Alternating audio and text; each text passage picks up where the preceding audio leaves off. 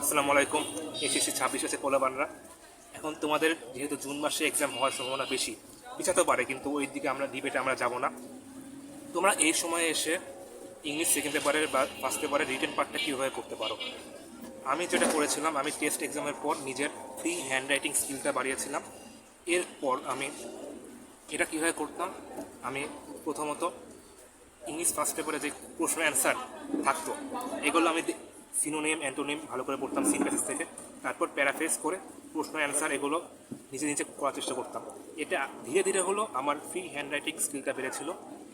এরপর আমি written part কখনো মুখস্থ করি নাই, আমি জীবনে মুখস্থ করি নাই। আমি একটা উদাহরণ দিই, আমি প্যারাগ্রাফ ছিল আমাদের ইংলিশ সেকেন্ড পেপারে দুইটা প্যারাগ্রাফ থাকতো। আমি যেসব প্যারাগ্রাফ ইম্পর্টেন্ট, যেগুলো ইম্পর্টেন্ট সেগুলো চ্যাটজিপিটি দিয়ে বিভিন্ন গুরুত্বপূর্ণ লাইনগুলো লিখে একটা পিডিএফ তৈরি করেছিলাম। ওই পিডিএফটা প্রিন্ট করে আমি শুধু ওই ইনফরমেশনগুলো পড়তাম। আর ইংলিশ সেকেন্ড পেপারের গ্রামাটিক্যাল পার্টের একটা পার্ট ছিল কানেক্টরস। এই কানেক্টরসটা আমার রিটেন পার্টের ক্ষেত্রে অনেক হেল্প করেছিল।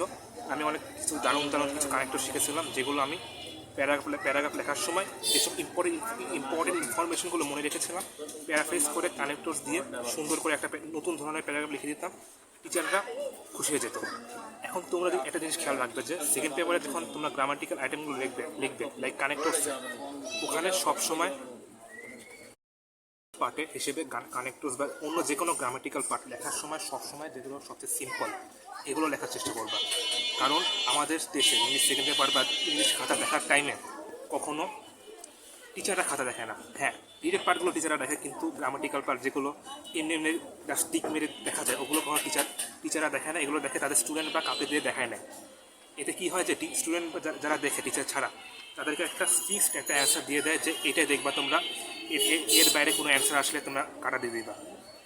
তো দেখা যায় কি যে তুমি কানেক্টরসের মাধ্যমে নিজে নিজে অনেক সুন্দর একটা কানেক্টরস বসায় দিয়ে দিছো, কিন্তু যে খাতা দেখতেছে সে জানে না যে এটা ঠিক নাকি ভুল, তো সে তোমার এটা কাটা দিয়ে দেবে। তো এই ক্ষেত্রে তুমি গ্রামাটিক্যাল পার্ট লেখার সময় সবচেয়ে সিম্পল যেই অ্যান্সার হয় ওইটা দেওয়ার চেষ্টা করবা। কিন্তু রিটেন পার্ট লেখার সময় তুমি অবশ্যই যেসব কানেক্টরস বা যেসব শব্দ অনেক রিচ ওগুলো ইউজ করার চেষ্টা করবা।